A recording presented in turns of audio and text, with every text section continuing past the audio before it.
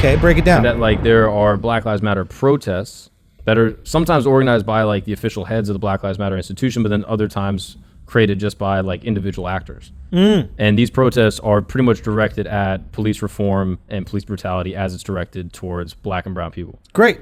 Then there is the Black Lives Matter institution, which is like an organized body that accepts like donations, and they have a website with their mission statement, and that's what Al pulled up here on the And I screen. think the idea is to dismantle systemic racism and like improve the lives of Black And people. I think that those two things potentially could be separate.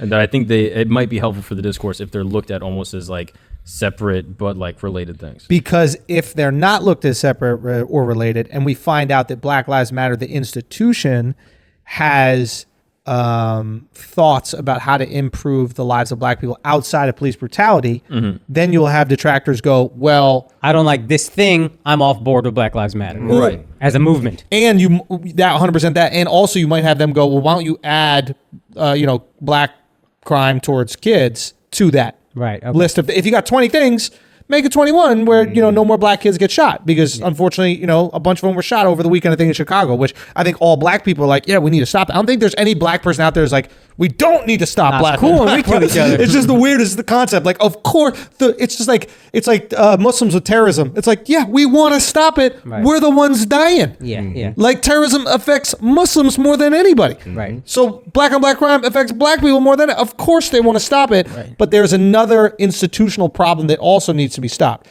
I think that, Mark, you breaking it up like that showcases why it's muddy. Yeah. And I think it's really important for the movement that gets kind of described or figured out. I think you might have been confused because we first heard of Black Lives Matter for the what's his name? Dude in Florida? Trayvon Martin. Trayvon Martin. Yeah, sorry. yeah. Sorry about that. I think I know. Whatever. That's rough, Al. Shut up. That's rough, yo. I'll mark the time. Mark the time and start the episode with it. Motherfucker didn't remember the Black Live as he's talking about Black Lives Matter. I'll tell you, Al, the most racist person in this podcast. Go on with I'm your just Puerto Rican saying- ass. I know you're Puerto Rican right now. You fucking salsa'd your way out of that one. I think we first heard about the movement during those protests. Right. And that highlighted that situation and also police brutality situations because Zimmerman wasn't police. So that's why people tied into just that. But the initial reason they got involved was just about brutality against Black people. It wasn't just about police brutality. So then the question would be, if it's brutality against Black people, yeah. do they carry that energy towards brutality against Black people who happen to be Black? And like you said, I think they wouldn't disagree with that. I think their mentality is if we can dismantle systemic racism, that will take care of itself. to a yeah, large because degree. it's like crime is going to happen. There's white on white crime. And nobody's marching about that. It's like we understand that crime's going to happen. It's wrong. We need to fix it. But things like the police, for example, this is an institution that's paid by our tax dollars. Like that shouldn't be something that we're fighting against. Right. And an infringement on your constitutional Exactly. right. No, I understand that. I think that is clear to me. And this conversation comes up every time there is any sort of criticism of the police. You're always going to have a certain part of people go, well, what about Black on Black crime? Yeah.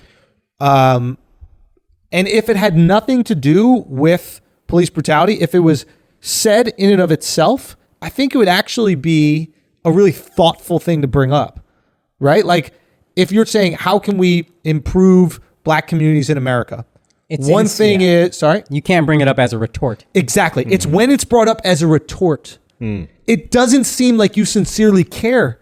It seems like you're using it as a counter argument to police brutality. Yeah. Yeah. So I think that's probably, and I'm not trying to speak for you, but I imagine that's what irks Black people so much about it, because it's like, well, you don't care about, you're saying we don't care about Black lives being killed. You clearly don't care either, because when the police aren't killing us, you're not out here talking about what about Black on Black crime. Right. You just hear when the police person kills. Yeah. So, which I get 100%, but I do think it's something that all politicians should look at and care about.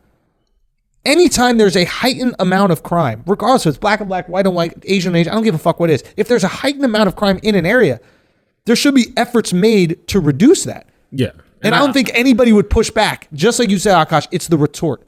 That make you resent some shit. You know, it's also an interesting retort to that retort is you realize black on black crime does tend to happen more in areas where there's a lot of police force. So what tells you the police force is really effective at doing its job if we're still killing each other where there's tons of police? Well, imagine how much more they be killing.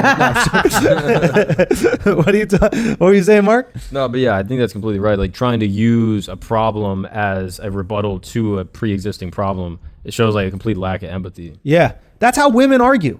Right? It's just like fuck. Like you forget to do some shit, right? Or like how am I organizing this argument? They forget to do some shit. They forget to do some shit. You're like, yo, you didn't do that, and they're like, yeah, but you don't even listen to me anyway.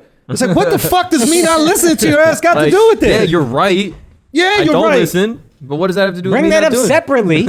Say you're sorry, and then tomorrow talk about how I don't listen, and I won't listen. 100%. Exactly. That's why we don't like the black on black crime argument, because you sound like a bunch of bitches. Just nagging ass bitches, for real. Change the subject, ass bitch. Get out of here. Changing the subject, Take ass the L. bitch. Take the L on this bitch. Come on, bitch. Stupid ass Black Lives Matter ass bitch. I almost thought you were saying stupid ass black bitch. I was like, damn, he's going for it. This motherfucking lobster over here. Look at this.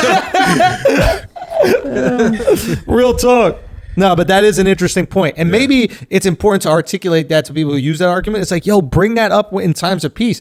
Or That's bring also that up. why all lives matter is probably annoying. It's a retort too. It's a retort. We're not saying your life don't matter. Just save that shit. Like, hold off. Yeah. Yo, Yep. when all lives matter, if you say all lives matter, guess who agrees?